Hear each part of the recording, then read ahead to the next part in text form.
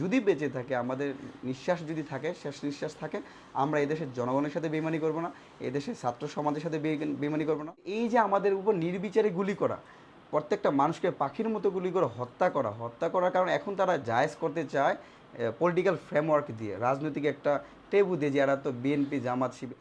আমাদের যতদিন না পর্যন্ত আমাদের ৯ দফা দাবি আদায় না হবে, আমরা আমাদের উপর যতই রকম হামলা আসুক, মামলা আসুক, গুম হোক না কেন, যদি বেঁচে থাকে, আমাদের নিঃশ্বাস যদি থাকে, শেষ নিঃশ্বাস থাকে, আমরা এদেশের জনগণের সাথে বেইমানি করব না, এদেশের ছাত্র সমাজের সাথে বেইমানি করব না। ১৬ই জুলাই আমি আমাদের শান্তিপূর্ণ কর্মসূচি ছিল, টিএসসিতে আমরা সমাবেশ করেছি।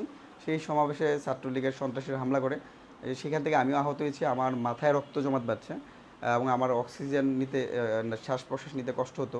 এখনও কথা বলতে কষ্ট হয়। নিয়মিত মেডিসিন নিচ্ছি। আমি 7 দিন হসপিটালে ছিলাম ছাত্রলীগের সন্ত্রাসী হামলায় আহত হয়ে। আমার সম্ভবত 9 ঘন্টা আমার সেন্সলেস অবস্থায় ছিলাম।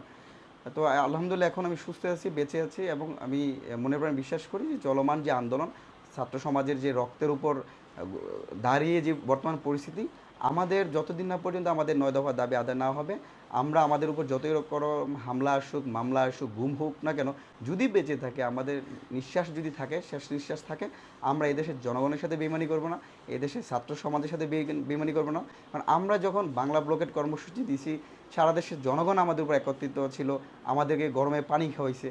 আমরা যখন কমপ্লিট শাটডাউন কর্মসূচি দিছি, সেখানেও দেখতে পেলাম জনগণ স্বতঃস্ফূর্তভাবে সেই কর্মসূচিতে অংশ নিচ্ছে এবং আমাদেরকে সাপোর্ট দিতে এসে আমাদের বাবারা, আমাদের ভাই বন্ধু বা যারা আছে, অনেকে এখানে এসে নিহত হয়েছে।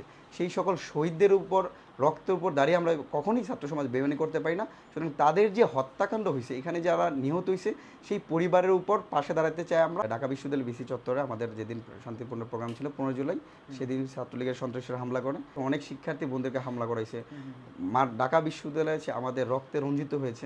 14ই জুলাই প্রধানমন্ত্রী থেকে একটা বক্তব্য আসছিল, সেই বক্তব্যের প্রতিবাদেই মূলত ঢাকা বিশ্ববিদ্যালয়ের রাজু ভাস্কর্যে আমাদের শিক্ষার্থীরা সমাবেশ করছিলাম, প্রতিবাদ জানিয়েছিলাম। প্রতিবাদ শেষে আমরা একটা বিক্ষোভ মিছিল দিচ্ছিলাম। সেই মিছিল দিতে গিয়ে যখন আমরা বিসি চত্বরের এখানে যাই, ঢাকা বিশ্ববিদ্যালয়ের বিসির বাসভবনের সামনে, সেখানেই অতর্কিতভাবে ছাত্রলীগের সন্ত্রাসীরা আমাদের উপর হামলা করে। তো সেই হামলায় আমিও আহত হই। আমাকে লাঠি দিয়ে আমার মাথায় আঘাত করা হয়, আমার বুকে, আমার কষ্ট হতে বুকে লাথি দেয়, আমার পেটে, পিঠে, এই যে হাতে এখানে পুরো থেতলে দেয়। তো এই জন্য আমার প্রায় ওই দিন দুপুর 2টা থেকে রাত 11:30 পর্যন্ত, আমি যতটুকু পরে শুনতে পারছি নিউজ মিডিয়ার মাধ্যমে, যে আমার সেন্স ছিল না। আমার এখনও কথা বলতে কষ্ট হয়, আমার মাথায় প্রচণ্ড যন্ত্রণা করে। আর মাথায় হচ্ছে আঘাত পাওয়ার কারণে আমার মাথায় রক্ত জমাট বেঁধে গেছে। ডাক্তাররা বলছে আরও কিছুদিন নিয়মিত মেডিসিন খেতে হবে, তাহলে যদি কিছুটা সুস্থ বোধ করি। কিন্তু আমি আমার চেয়েও বেশি চিন্তিত হচ্ছে, আমি তো ফিরে আসছি, কিন্তু আমার অনেক ভাই আছে, অনেক বন্ধু আছে, সহযোদ্ধা আছে, সহপাঠী আছে বিভিন্ন বিশ্ববিদ্যালয়ের। আমি হসপিটাল থাকলে আবু সাইদকে মনে পড়ে যে আবু সাইদ আমাদের জন্য কথা বলতে গিয়ে আজকে সে পুলিশের গুলিতে নিহত হয়েছে, তার পরিবার আজকে কেমন অবস্থা আছে। এরকম আরও 300-র অধিক আবু সাইদ বাংলাদেশে বর্তমানে আছে, যারা এই পুলিশের গুলিতে, ছাত্রলীগের সন্ত্রাসী হামলা নিহত হয়েছে। সুতরাং এই যে আমরা একটা শান্তিপূর্ণ কর্মসূচি করতে গিয়ে, এদেশের মানুষের জন্য কথা বলতে গিয়ে, ছাত্র সমাজের জন্য কথা বলতে গিয়ে, যুক্তিক একটা বিষয় নিয়ে আমরা কিন্তু নিরস্ত্র ছিলাম, শান্তিপূর্ণ ছিলাম।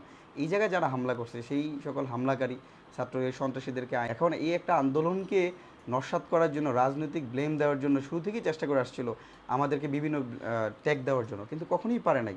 কিন্তু এই যে আমাদের উপর নির্বিচারে গুলি করা, প্রত্যেকটা মানুষকে পাখির মতো গুলি করে হত্যা করার কারণ এখন তারা জায়েজ করতে চায় পলিটিক্যাল ফ্রেমওয়ার্ক দিয়ে, রাজনৈতিক একটা টেবু দিয়ে, যারা তো বিএনপি জামাত শিবির।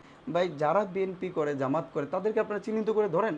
কিন্তু এই যে আবু সাইদকে হত্যা করলেন, ঢাকা বিশ্ববিদ্যালয় প্রশাসনের সামনে, র্যাব পুলিশের সামনে, যে ছাত্রলীগ আমাদের উপর হামলা করে শত শত শিক্ষার্থীকে মাথা ফাটাই দিল, এই সন্ত্রাসীদেরকে আপনারা ধরছেন না কেন? যদি এখানে কোনো কেউ জামাতের থাকে, শিবিরে থাকে, আপনারা তাকে ফাইন্ড আউট করে তাদেরকে আইনে আওতায় আনেন। কিন্তু এই যে গুলি করে হত্যা করলেন, এর দায়িত্ব এই সরকার এড়াতে পারে না, এই দায়িত্ব এই স্বরাষ্ট্রমন্ত্রী এড়াতে পারে না, পুলিশ প্রধান এড়াইতে পারে না। আমাদের শান্তিপূর্ণ কর্মসূচিগুলোতে বাধা দিয়ে আমাদেরকে এইরকম 300-র অধিক প্রাণহানি ঘটাইছে, এর জন্য তো এই সরকার দায়ী।